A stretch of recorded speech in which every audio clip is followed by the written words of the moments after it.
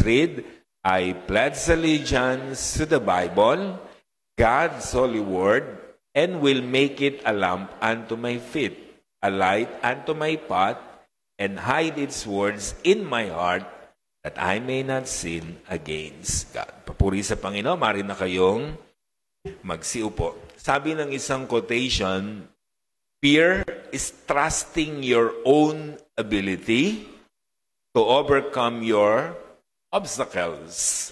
But faith is trusting in God's ability to guide you through your obstacle.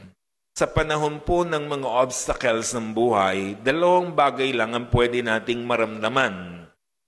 Matakot tayo o manalig tayo sa Diyos. Yun lang naman yun.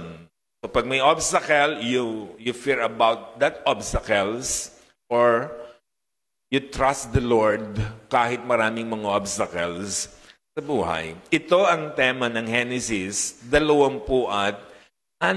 Kung papaanong itong si Isaac ay nakaramdam ng takot dahil sa kanyang mga dinadaan ng mga obstacles ng buhay. Pero, nung ma-overcome niya yung fear, nagsimula siyang magtiwala sa Diyos, the rest is history. Pinagpala siya ng Diyos hindi 2 times, hindi 3 times, hindi 10 times, kundi 100 times. Napakarami nun. Kung halimbawa, umaani, di ba sa bukid, umaani ang yung lupain ng 100 sako ng palay, 100 times sila na. O hede 100,000 ng kanyang inani. Ganong karami, ganong ka-bless itong si Isaac dahil nagtiwala siya sa Panginoon sa kabila ng mga hamon ng buhay. Pag-usapan natin, Genesis 26. Let's start in verses 1 up to 5. Tulad na nangyari ng panahon ni Abraham, nagkaroon muli ng taggutom sa lupain ng Kanaan.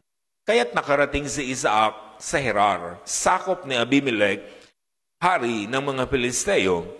Nagpakita si Yahweh kay Isaac at nagsabi, huwag kang pupunta sa Ehipto. Manirahan ka sa lupaing ituturo ko sa iyo. Dito ka muna, sasamahan. Dito ka muna, sasamahan kita at pagpapalain. Ibibigay ko sa iyo, sa iyong lahi ang buong lupaing ito, tulad ng aking ipinangako sa iyong amang si Abraham. Pararamihin kong gaya ng mga bituin sa kalangitan ng iyong lahi, at lahat ng lupaing ito ibibigay ko sa kanila. At hihilingin sa akin ng lahat ng bansa sa daigdig na sila'y pagpalain ko tulad ng ginawa ko sa iyong lahi.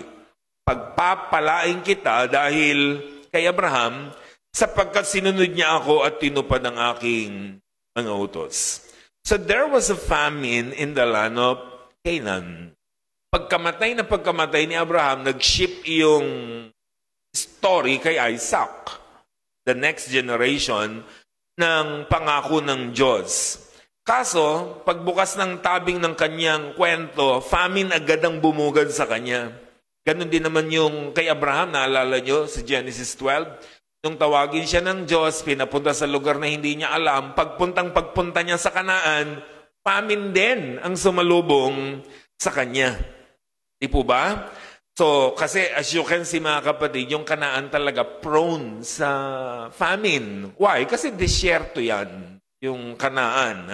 Majority ng kanilang lupain ay disyerto. So, laging walang tubig. Kasi pag sinabi nating famine sa kanilang panahon, no rain, no water, na magre-resulta sa no food.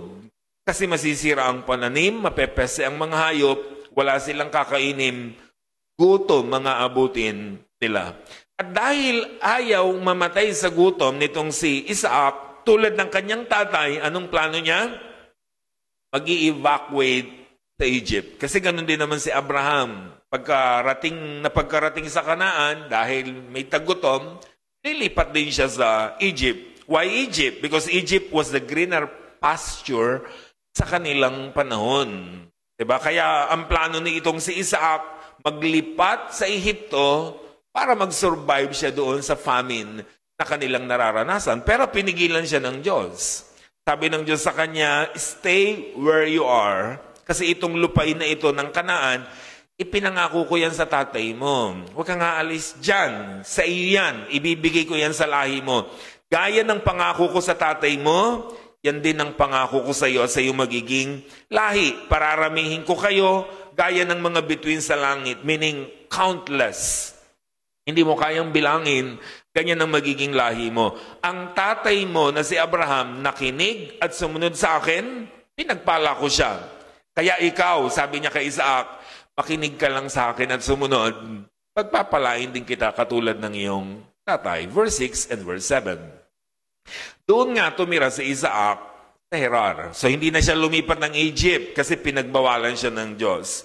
Kung tinatanong siya ng mga taga roon tungkol kay Rebecca, sinasabi niyang ito'y kanyang kapatid. Inililihim niyang mag-asawa sila sa takot na siya'y patayin para makuha si Rebecca sapagkat ito'y maganda. So Isaac repeat his parents' mistake. So anong mistake yon? Lying. Pagpapanggap na magkapatid sila ng kanyang asawa. Di ba ganyan naman si Abraham? Actually si Abraham twice yun eh. Sa Genesis 12, nung magtagutom, pumunta siya ng Egypt, anong pakilala niya sa Paraon? Kapatid sila. Chapter 20, nagkaroon ulit ng famine, lumipat siya sa Gerar, dito rin, sa pinuntahan ni Isaac. Anong pagpapanggap niya doon kay Abimelech? Another Abimelech ito. Ganun din, magkapatid sila. So, kanino natutunan ni Isaac yun? Ito sa tatay niya. Ano po? Dahil sa kanilang panahon, beauty is liability. Nakakatakot maging maganda noon. Kasi kinukuha ng hari lahat ng magaganda. Sokdo lang patayin ng asawa mo para makuha ka lang. Diba? Buti na lang di kayo nabuhay noon. Ano? Kasi hindi rin kayo makukuha. Ano? Nakakahiya pa, hindi kayo nakukuha. Ano? Ganun ang ibig sabihin natin. Ano po? Kaya, yun ang pakilala ng mag-asawang si Isaac at Rebecca. Sinasabi nila sa sino mang makaharap nila sa Gerar, magkapatid kami yan. Sister ko yan, brother ko yan. Ganun ang kanilang pakilala. Dahil sa takot na baka kunin ng kanyang asawa at patayin siya. Nakita niyo mga kapatid, Isaac was willing to sacrifice the purity of his wife just to save his life. Ganun siya makasarili, katulad ng kanyang tatay, para lang sila mabuhay, kahit kunin ang asawa nila at maging asawa ng iba. Grabe naman itong magtatay na ito. Verse 8 up to 9. Hindi pa sila nagtatagal sa lugar na iyon. Natungawan minsan ni Abimelech sina Isaac at Rebecca na naglalambingan. Ipinatawag agad ni Abimelech si Isaac at ang sabi, tiyak na asawa mo ang babaeng yan, hindi ba? Bakit ang sabi mo kapatid mo? Natatakot po ako na baka ako'y patayin kung sabihin kong asawa ko siya. Tugon ni Isaac, yung pagpapanggap ng mag-asawa hindi nagtagal. Nabuking sila ng hari. So Abimelech, king of Gerar, notice that Isaac and Rebecca was not brother and sister. So habang nanunungawan yung hari, napansin niya itong si Isaac at Rebecca, may ginagawa silang hindi ginagawa ng magkapatid. Nagkukurutan siguro. Ano kayang ginagawa ng mga ito? Bakit nakahalata yung hari? Nagkukurutan, naglalambingan, baka nagkikis. Diba? So sabi nung hari, hindi magkapatid ito. Pinatawag niya agad yung mga dayuhan na si Isaac at Rebecca. Sabi niya, ba't kayo nagsinungaling? Hindi kayo magkapatid. Iba ang kilos ninyo. Mag-asawa kayo, sabi nung hari. Umamin ka sa akin, ba't ka nagsinungaling? Ano sagot ni Isaac? Natakot po kasi kami. Baka patayin niyo ko para lang makuha niyo ang aking asawa. Alibay din yun ni Abraham. Do you remember? Nung mabubuking din siya ni Paraon, nabuking din siya ni Abimelech, anong ginawa niya? Yun din naman ang alibay niya. Kasi po, natakot po ako, baka patayin niyo ako, makuha lang niyo ang aking asawa. 10 to 11. Bakit mo ito ginawa sa amin? Wika ni Abimelech, kung siya'y ginalaw ng isa sa mga tauhan ko, isinubupan mo pa kami sa kapahamakan. At sinabi ni Abimelech sa kanyang mga nasasakupan, papatayin ng sino mang umapi sa mag-asawang ito. So Isaac and Rebekah was rebuked by a pagan king. Piruin nyo, silang dapat nagiging good example sa mga paganong ito na hindi kumikilala sa tunay na Diyos sa langit, napahiya pa sila. Bakit? Dahil yung hari na iniisip nilang masama, yung pala ang mabait. Yung iniisip nilang gagawa ng kasamaan sa kanila, yung pang gumawa ng kabutihan. Sabi ng hari, walang sino mang gagalaw sa mag-asawang ito. Dahil kung sino mang umapi sa mag-asawang ito, papatayin. Grabe yung provision. Of course, dahil yun sa Diyos. Diba? Ang Diyos ang nagbigay ng marahil ng pangitain dito sa hari ng Gerar na si Abimelech. 12 up to 14. So, nang taong iyon, si Isaac ay nagsaka sa lupain ng Gerar at maka-100 ibayo. Take note, sabi ko nga sa inyo, hindi 2 times, hindi 3 times, hindi 5 times, hindi 10 times, 100 times. Ganun siya binless. Maka-100 ibayo ang kanyang inani kaysa kanyang itinanim. Pinagpala siya ni Yahweh. Patuloy na lumago ang kanyang kabuhayan at siya'y naging, take note, napakayaman. Nainggit sa kanyang mga Filisteo sapagkat marami siyang alipin at mga kawan at tupa at baka. Kaya tinabunan nila ang mga balong ginawa ng mga alipin ni Abraham nung ito'y nabubuhay pa. So Isaac became wealthy like his father, Abraham. So kung paanong pinagpala ng Diyos si Abraham, ganun din ang pagpapala niya kay Isaac. And take note, 100 times ang inani niya nung saya po ay nagtanim. Diba? Grabe ang blessing na natanggap niya sa ating pong Panginoon. Kaya sabi ng verse, diba? Si Isaac ay naging napakayaman. Alam niyo yung salitang napaka? Pag ginamit yan, extreme yun. Labis-labis, sobra-sobra. Pag sinabi niyo si Brother Francis, pogi. Pogi lang. Pero pag sinabi niyo, napaka-pogi talaga ni Brother. Labis-labis yun. Sobra-sobra, umaapaw. So yung blessing nitong si Isaac, ang sabi ng verse, napakayaman niya. Meaning extreme. Sobrang dami ng kanyang ari-arian. At dahil napakayaman na niya, sabi ng verse, kinainggitan siya ng mga naninirahan sa Gerar. Di ba ganun naman lagi? Pag may yumayaman, may naiinggit. Aba, yung katabi mo, yumayaman, gumaganda ang buhay. Anong mararamdaman mo? Di ba usually naiinggit tayo? Ganun naman mga Filipino, di ba? Pag may umaasenso, umaangat, gumaganda ang buhay, naiinggit tayo.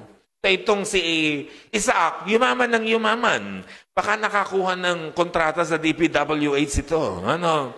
Kaya siya yumaman ng yumaman. Nagkaroon siya ng Rolls Royce na may payong. Ano?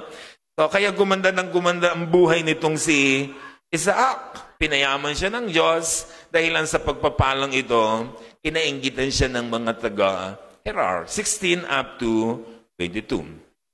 Sinabi ni Abimelech, umalis ka na Isaac.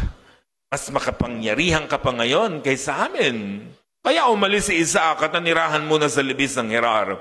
Ipinahukay niyang muli ang mga balon ni Abraham na tinabunan ng mga Filisteo at ang mga balong iyon ay tinawag ni Isaac na dating tawag dito ng kanyang ama. Ang mga tauhan ni Isaac ay nakahukay ng isang malakas na bukal sa libis. Ngunit nakipag-away ang mga pastol ng mga taga-Gerar at inangkin ang bukal ng tubig na iyon. Kaya't ang balong iyon ay tinawag ni Isaac na balon ng away, sapagkat siya'y inaway ng mga taga-roon. Nang makahukay muli siya, nakipagtalo na naman sa kanila ang mga taga-Gerar. Kaya tinawag naman itong balon ng pagtatalo. Lumayo sila roon at humukay ng ibang balon. Wala nang umangkin ito, kaya tinawag niyang balon ng kalayaan. Ang sabi niya, umunlad tayo sa lupaing ito sapagkat binigyan tayo, take note, ni Yahweh ng kalayaang mamuhay sa lupaing ito. So King Abimelech sent Isaac away from Gerar. So hindi na lang nila tinatabunan yung mga balon niya, hindi na lang inaangkin yung mga balon na nahuhukay niya, pinalayas pa sila. Sabi nung hari, lumayas ka ng hari ito. Kasi naiinggit dahil siya yumayaman, yung mga taga-Gerar naghihirap. Dahil nga may famine. Merong taggutom. Diba? So may taggutom, si Isaac, yaman ng yaman.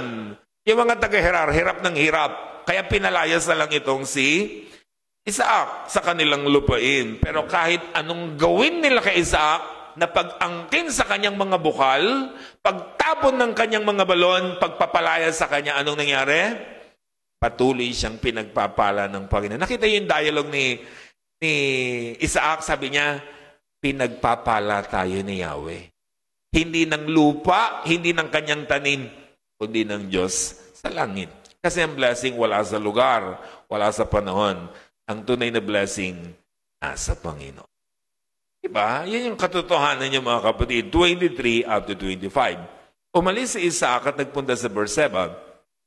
Nang gabing iyon, nagpakita sa kanya si Yahweh at ang sabi, ako ang Diyos ng iyong amang si Abraham. Huwag kang matakot. Sapagkat sasamahan kita, pagpapalain kita, pararamihin ko ang iyong lahi, alang-alang kay Abraham na tapat kong alipin. Nagtayo si Isaac ng altar doon at sinamba si Yahweh. Tumigil sila sa lugar na iyon at humukay muli ng balon ang kanyang mga alipin. So Isaac built an altar and worshiped God. Dahil sa patuloy na pagpapala ng Diyos at patuloy na pagbibigay ng pangako ng Diyos sa kanya na hindi kita iiwan, sasamahan kita, pagpapalain kita, pararamihin ko ang iyong lahi, walang sino mang gagalaw sa iyo, akong bahala sa iyo, sabi ng Diyos. Anong ginawa ni Isaac? Dahil sa promise na ito at dahil sa pagpapala ng Diyos sa kanya, nagtayo siya ng altar and he worshiped God. Yan ang kanyang ginawa dahil yun naman ang tamang reaksyon sa blessing ng Panginoon. Worshiping Him. 26 up to the following. Dumating si Abimelech buhat sa Gerar, kasama ni Ahuzat na kanyang tagapayo at si Pikol na pinuno ng kanyang hukbo. Tinanong siya ni Isaac, bakit mo ako dinalaw? Hindi ba't galit ka sa akin at ako'y pinaalis mo o pinalayas mo sa iyong bayan? Ito ang sagot nila. Naniniwala na kami ngayon. Nakasama mo ang Diyos. Nais naming makipagkasundo sa iyo. Ipangako mo sanang hindi mo kami pipinsalain sapagkat hindi ka rin namin pininsala. Pinakitaan ka namin ng mabuti at hindi kasi ginambala sa iyong pag-alis. Parang may nangangamoy na kuryente, di ba? Wala pa kinangamoy. Pag-alis, ikaw ngayon ang pinagpapala ni Yahweh. Naghanda si Isaac ng malaking salo-salo at sila'y nakikain at nag-inuman.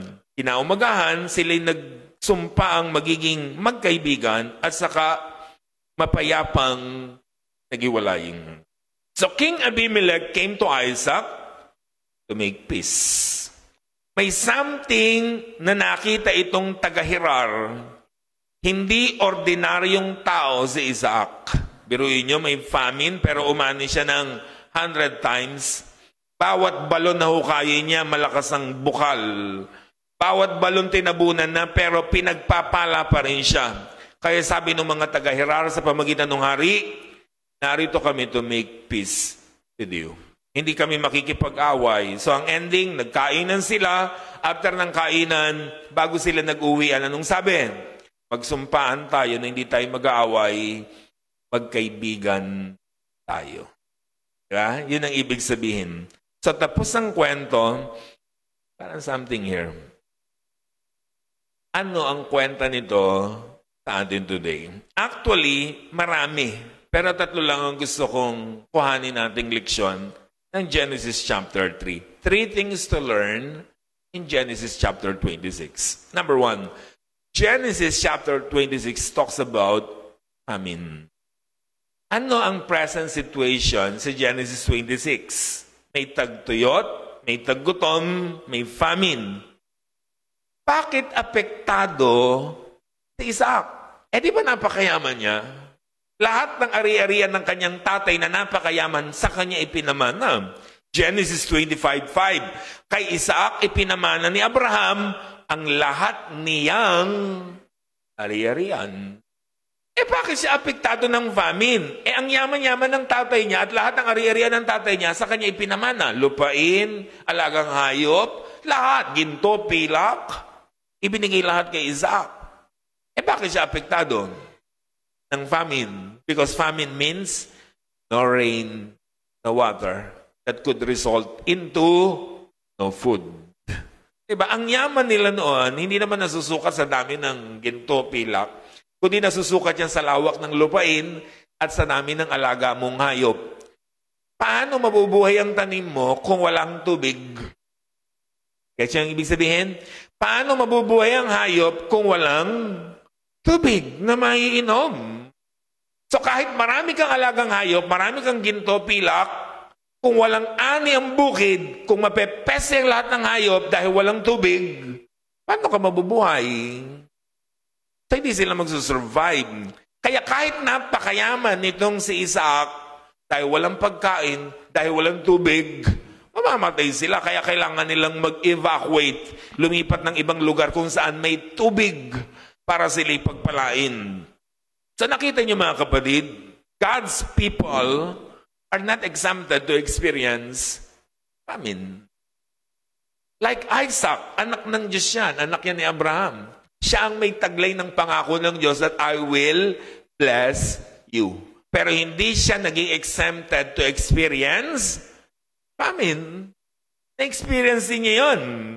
Listen, kahit choir member ka, part ka ng music ministry, active ka local, provincial, and national, kahit madami kang ministry, kahit nga pastor ka, kahit ministro ka, kahit sino ka pa sa church, hindi ka exempted sa famine, sa gutom, sa paghihirap, sa financial crisis. Nakita niyo si Isaac, yung covenant ng Diyos, siya ang may taglay-taglay. Sa kanya ipinasa yung covenant kay Abraham, that I will bless you.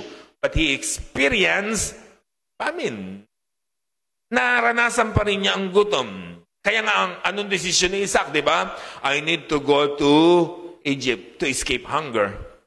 Para mag-survive. Mamamatay tayo sa gutom dito. Because for Isaac, security depends on the place where there is water and food. Maybe dahil hindi pa ganun kalaki yung faith niya sa Diyos. Nag-start pa lang siya eh.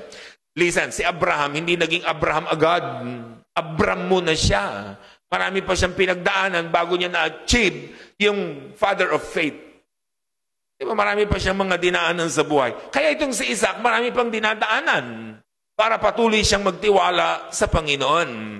Pero binawalan siya ng Diyos. God said, don't go to Egypt. Stay where you are. Akong bahala sa iyo. Diba, akong magpapala sa iyo. Because I will be with you. Sasamahan kita. Kasama mo ko. So in the midst of famine, in the midst of crisis, in the midst of problems, obstacles, God is telling him, I will be with you. Kahit may gutom, may tagtuyot, huwag ka mag-alala. Sasamahan naman kita. Ito yung lesson na kailangan matutunan ni Isaac. Lesson na dapat natutunan natin lahat. Kung ano man ang nararanasan mo ngayon, sabi ng Diyos, don't worry, I will be with you. Bakit sa Egypt siya pupunta? Sabi ko nga sa inyo, dahil ang Egypt ay greener pasture sa kanilang panahon. Ang problema, eto, people of God rely on Egypt instead of relying on God. Isa yun ang problema natin. Nakita niyo si Isaac? Kasama niya ang Diyos, pero bakit gusto niya pumunta ng Egypt? Kasi para sa kanya, ang blessing nasa Egypt. At yun ang itinuwid ng Diyos sa kanya. Sabi ng Diyos, no, stay where you are. Kasama mo ako, akong bahala sa iyo. At yun ang pinatunayan ng Diyos sa kanya. Diba? At yun ang malungkot sa maraming mga Kristiyano. We rely on Egypt instead of relying on Him. Dapat sa Diyos tayo nagtitiwala dahil ang tunay na pagpapala wala sa lugar, nasa Diyos.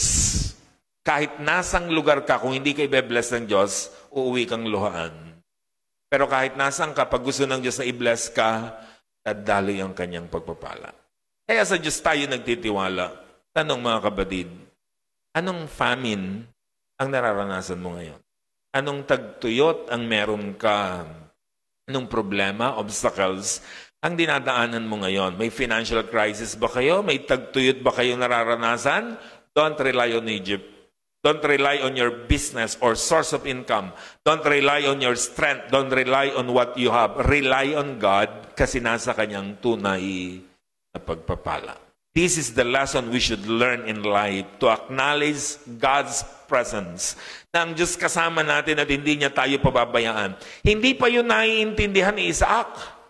Pero sa patuloy at patuloy niyang pakikipag-usap sa Diyos, pakikisama ng Diyos sa Kanya, naiintindihan niya na ang Diyos ang magpapala sa Kanya. Kaya sabi nga ng Isaiah 43:2, when you pass through the waters, I will be with you.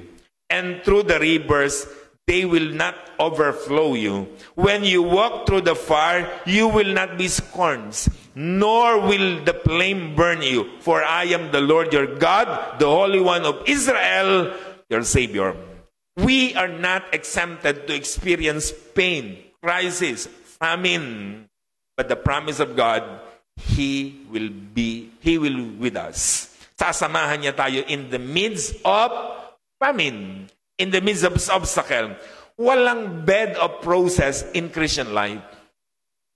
Walang ganon. Wala namang promise ng Diyos na lumapit kayo sa akin at may bed of process kayo. Hihiga na lang kayo sa magandang kama. Walang ganon. Ang promise ng Diyos, sumunod kayo sa akin, akong bahala sa inyo. Kahit may storm, kahit may famine, kahit may mga problema sa buhay. Unang Korinto 10:13, wala pang pagsubok na dumating sa inyo na hindi naranasan ng ibang tao.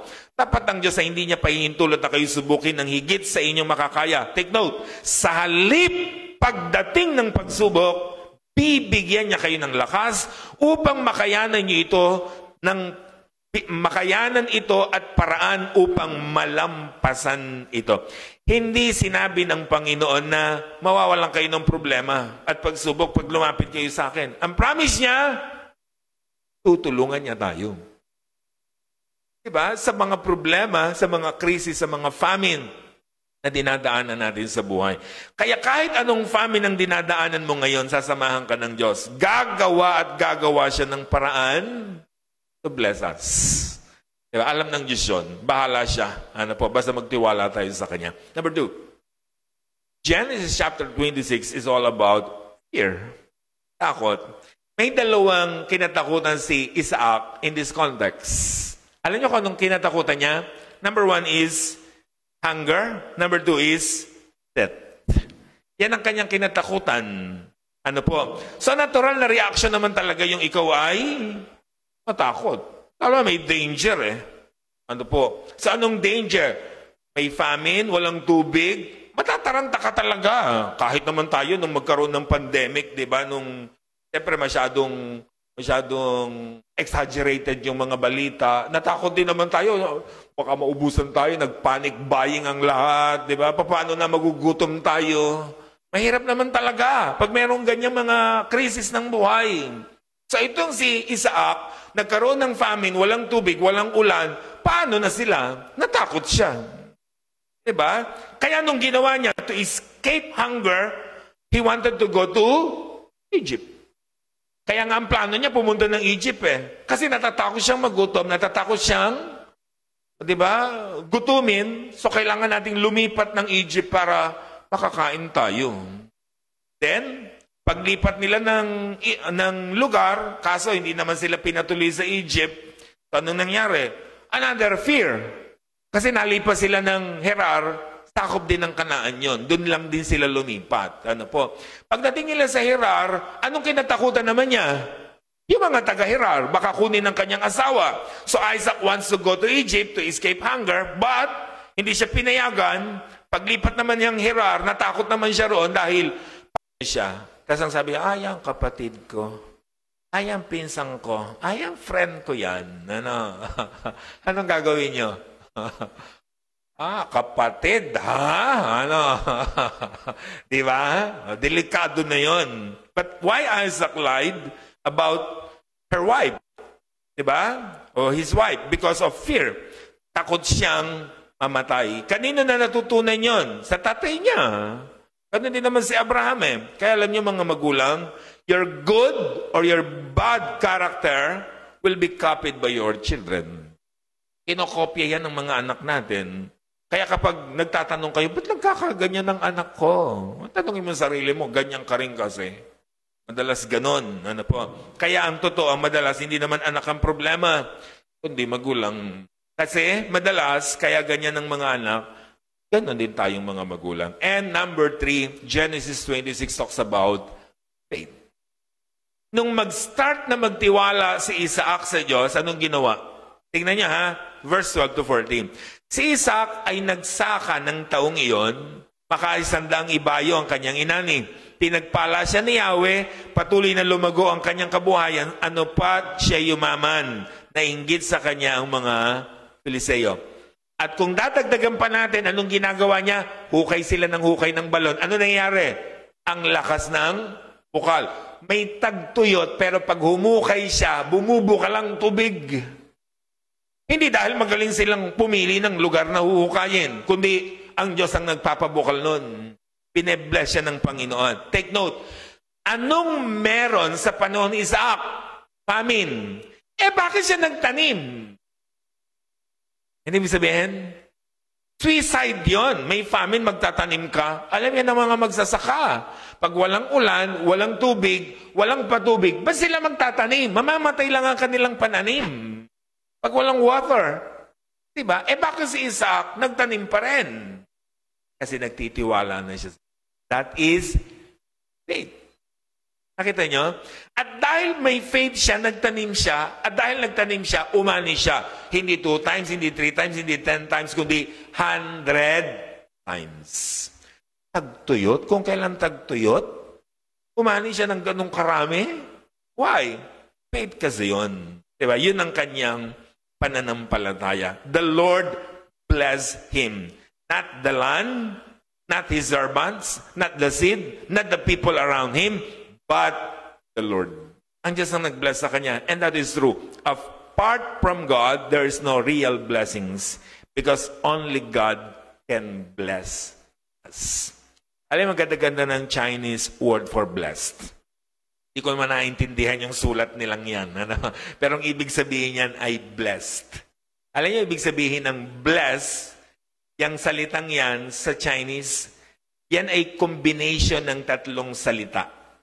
Ano yung 3 salita na combination ng kanilang salitang bless?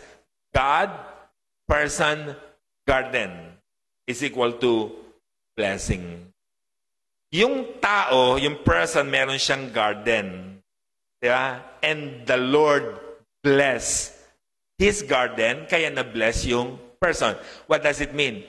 Apart from God, kahit may person, may garden siya, walang real blessing. Hindi ibig sabihin, so tanggalin mo ang Diyos dyan, yung person lang at saka yung garden niya, hindi ang blessing. Kasi ang blessing sa kanila, God, person, garden, is equal to blessing. Kasi ganun ang tunay na pagpapala. 2 Corinthians chapter 9, 6, and 7. Tandaan niyo ito, mga naghahasik ng kaunti, mag-aani ng kaunti, ang naghahasik naman ng marami, mag-aani ng marami. Ang bawat isa dapat magbigay ay sa sariling pasya, maluwag sa loob, di napipilitan lamang sapagkat ang ibig ng Diyos ay kusang pagkakaloob. Kapag tayo kinakapos, may tendency na hindi tayo magtanim. Pero ang promise ng Diyos, magtanim ka ng konti, ani ka ng konti. Magtanim ka ng madami, ani ka ng madami. Kaya tanim lang ng tanim, para i-bless tayo ng Panginoon. Diba? Siyempre, maraming application ang pwede nating kunin sa ganyang mga salita. Ano po? Basta, tanim ka lang ng tanim. Hasik ka lang ng hasik. The more na naghasik ka, the more na may chance na tayo mag-bless ng ating pong Panginoon sa ating mga buhay. Kahit nga tayo, di ba, yung mga magsasaka pag nagtatanim, magtatanim sila ng mais. Hindi naman isang butil lang ang ilalagay dun sa butas eh. Pag magtatanim, madalas 3, 4. Kasi hindi nila alam kung alin doon yung tutubo. Kung tigi-isa lang yan, bungi-bungi yung tanim yan kasi hindi lahat mabubuhay doon. Kaya kung magtanim yan, 2, 3, 4 na buto ang nilalagay nila o bini. Kasi walang katiyakan kung alin ang tutubo ron. Kaya kung marami kang inihasik, maraming tendency na ikaw ay umani. So with faith, even in times of financial crisis. Kaya kahit may famine, itong si Isaac, tanim siya ng tanim. Why? Kasi nananampalataya sa Diyos. Kaya ang ending, pinagpala siya. Ikalawang Korinto 8, 1-5. Mga kapatid, nais namin malaman ninyo yung pinakitang kagandahang loob ng Diyos sa mga iglesia sa Macedonia. Dumanas sila ng matinding kahirapan. Ito'y isang mahigpit na pagsubok sa kanila. Ngunit, sa kabila ng kanilang paghihikahos, take note that word, paghihikahos, masayang-masaya pa rin sila at bukas ang palad sa pagbibigay. Sila'y kusang loob na nagbigay, Hindi lamang sa abot ng kanilang kaya, kundi higit pa. Alam ko ito, sapagkat mahigpit nilang ipinakiusap sa amin na sila'y bigyan ng pagkakataon makatulong sa mga kapatid na nangangailangan. Higit pa sa inaasahan namin, ibinigay nila sa kanilang sarili, una sa Panginoon, pagkatapos sa amin ayon sa kalooban ng Diyos. May poverty, pero tanim sila ng tanim. Alam niyo kung bakit? Kasi yung church sa Macedonia, naniniwala sila sa giving. Ang principle ng multiplication is in giving. Kaya kahit naghihikaw sila, bigay sila ng bigay, tulong sila ng tulong sa higit na nangangailangan. Kasi naniniwala sila na lalo silang pagpapalain kung sila ay nagtatanim. Kung sila ay nagbibigay. Kasi ang tendency, di ba tayo kahit sa church, pag kinakapos tayo, hindi na muna tayo mag-offering. Dapat nga, the more na tayo naghihirap, the more na tayo magbibigay. Paano tayo imumultiply ng Diyos? Paano tayo ibe-bless ng Diyos kung mismong sa panahon ng krisis ng buhay natin, mangunguripot pa tayo? Dapat lalo natin ipakita sa Diyos na lalo pa tayo nagbibigay kasi naniniwala tayo sa principle ng multiplication is in giving. Diba? The more na tayo nag-aasik, the more na tayo ibe-bless.